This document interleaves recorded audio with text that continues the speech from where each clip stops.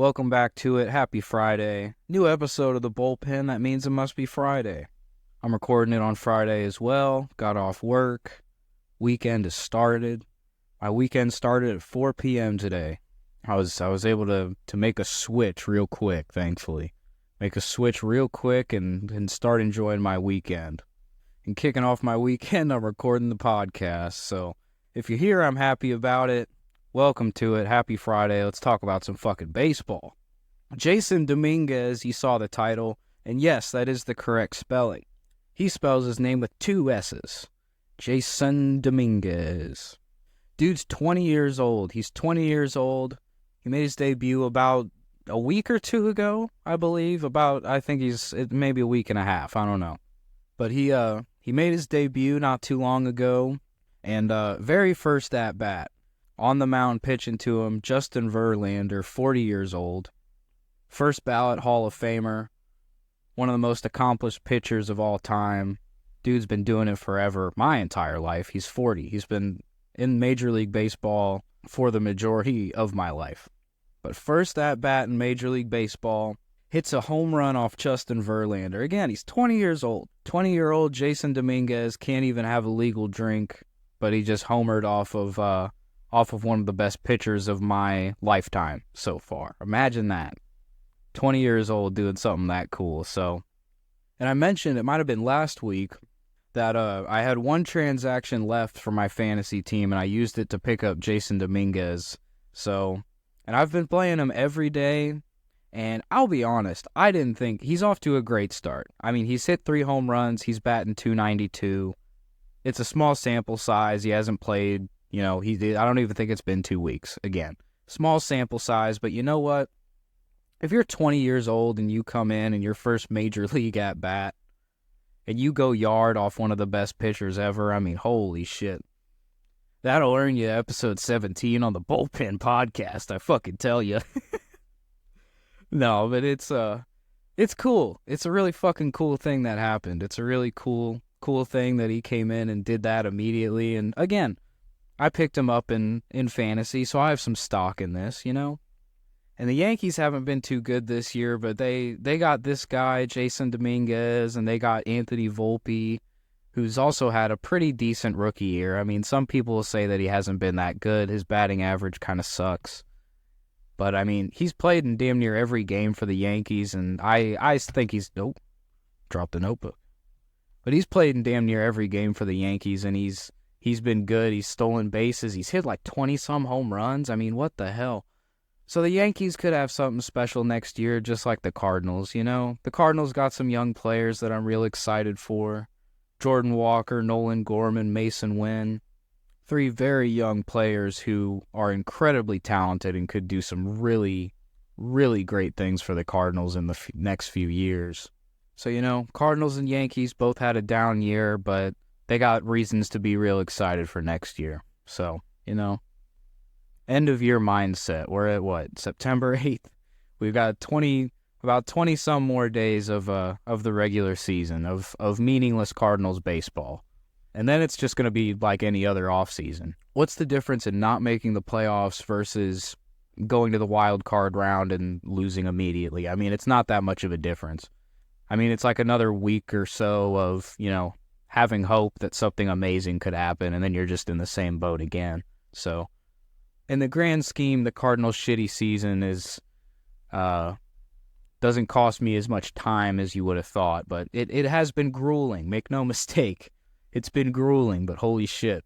Hell of a player. Really excited for him. Really excited to keep watching him, and, my fantasy team's in 6th. I'm clawing for 5th place. If I get to 5th place, I win a little bit of money. I win something if I get to 5th. And I've been fighting and clawing in 6th. And again, I picked him up with my last transaction, so I'll be absolutely thrilled if something crazy happens. But I mean, come on, he can't carry the whole team. I mean, Shohei's hurt. My team is struggling. But what are you going to do? I'm kind of sweating out the rest of the year on the fantasy side too, unfortunately. But it is what it is, man. It is what it is. There was a game I was pretty interested in watching. It was the Houston Astros versus the Texas Rangers. And if you want some context, of why I actually gave a fuck about this game. The starting pitchers, Justin Verlander for the Astros, who I was just talking about, he started the year on the Mets, as did the starting pitcher for the Rangers, Max Scherzer. They both started the team on the Mets. The Mets gave them both pretty decent contracts, and the Mets thought they were going to be very good this year, and those two pitchers were supposed to be big-time contributors, but the Mets season also has not gone as planned, much like the Mets and much like the Yankees and Cardinals, actually, excuse me. But yeah, Max Scherzer versus Justin Verlander, two of the best pitchers in baseball. They both started the year on the Mets. Now they're division rivals. Rangers have been struggling lately, and the Astros have been real hot, and it showed in this game almost immediately. I mean, holy shit. Max Scherzer got tore up. He only threw 3 innings, gave up 7 runs. Didn't see that coming. The Rangers just have been struggling lately. I think it could be my fault, because a couple weeks ago, I was talking about my long-term, my picks, my playoff picks and such, division winners, etc. I was talking about all that shit a couple weeks ago. And I said that I thought the Rangers have been about as good as the Braves at times. And the Braves have been really good all year, so that was high praise. And I believed it. And the Rangers were really good for most of the year, and they're struggling now. So hopefully they can still make the playoffs, but they got beat up in this game.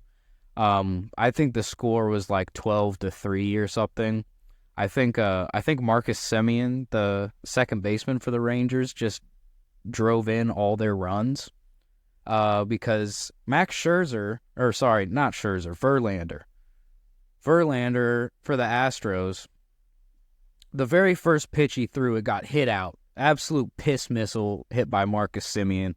Hit it a home run to left field. And then I see yesterday, Adam Wainwright pitched. The Cardinals lost. In case you were wondering, the Cardinals lost that game. But Adam Wainwright was pitching. And the very first pitch he threw, 86 miles an hour right over the middle. Ronald Acuna Jr. hits a bomb, and it's gone. So 2 instances within a couple days of me watching pitchers, the very first pitch they throw in the game just gets hit out, and God, that's got to rattle you so bad. You got to just establish some kind of rhythm. It's like before you've even hit the catcher's mitt, you've given up a home run. That sucks. You know? That blows. I'm actually able to watch the Cardinals game. I got it on right now. This might be the first episode ever where I had the Cardinals on live while recording it. And I haven't even looked back at the TV yet. So I'm going to hold up the mic. I'm going to turn around and we're going to see what's going on. Last I saw, the Cardinals were up 3-0 in the first because Wilson Contreras hit a 440-foot home run to the second deck of Great American Ballpark. And oh my God, it was a hell of a thing to watch. He hit the hell out of that ball. So last I saw, Cardinals are up 3-0. I turned around to record the podcast about at the end of the second inning, I think, and it was 3-0 Cardinals. So I've played it up enough. I'm turning around. What's going on? Oh, there's a graphic on the screen. They're talking about the Reds picked up Harrison Bader, by the way. So that's a weird sight to see. He was on the Yankees after the Cardinals traded. Oh, there he is. All right, we got Cardinals are up 3-0, bottom of the second. Bases are loaded, 2 outs. Oh my God, what a time. I chose a time to turn around. Drew Rom's pitching for the Cardinals. Harrison Bader's up. Oh my God. Ball 1. Yeah, the Reds just got Harrison Bader. He's wearing number 4 for the Cincinnati Reds. It's quite the sight. Hopefully he grows his hair back now that he's allowed to. I bet he will. And then everybody's gonna lose it again. Oh, ground ball to short. Edman throws to second, and that's it. Nice job, Cardinals. Really got out of that there. Nice. That was the end of the second inning. Bases loaded, 2 outs. Harrison Bader grounded out. There you go. So, as of me recording this live, the Cardinals were doing good. So, woo! Fuck yeah! I guess I'll wrap this up here. I haven't given a writing update for a while. That's my fault. I mean, stuff's been going on. There's never enough time. I've been writing. I got to hammer out a lot of pages this weekend. For one thing that I want to send to a competition. We'll see how it goes. It's really going to be under the wire, but the entry fee isn't too bad, so we'll give it a try. I got to keep talking about writing on here, to hold myself accountable. I haven't been writing enough. I know it, so, I have this.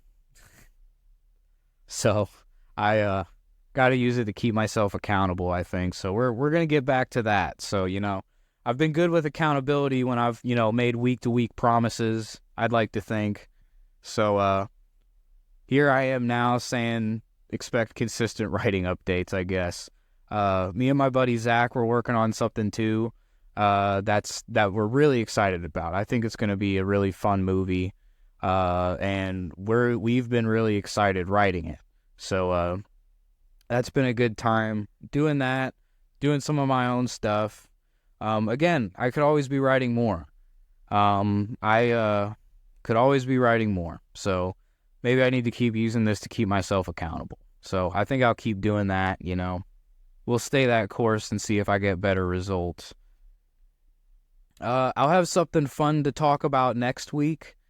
I'm doing something new for the first time, and that's all I'm going to say. Take that however you want, but that's all I'm going to say. I'll have that to talk about next week. So yeah, that'll be fun. And again, if you stuck around this long, I certainly appreciate it. If you listen to episode 10 of the show, it's the Shohei Ohtani episode. Again, the deal still stands. If you listen to that episode and you let me know about it somehow, the podcast has a Twitter. I have Twitter. I have Instagram, various social medias. Again, I'm not hard to find. If you let me know that you listened to episode 10 of the show, the episode about Shohei Ohtani, he's a big reason why I even started doing this in the first place, because we will never see someone like this ever again, and it is some history that we are living every day. He's incredible. So if you listen to that episode and you let me know about it, I'll happily mention it and give you a thank you. And yeah, I'll be back next Friday again with something very new to talk about. It'll be somewhat baseball related. But yeah, I'll have something interesting to talk about next weekend. All right, wrapping it up for real. Final Cardinals update right before I click off here. God damn it, they're interviewing the manager.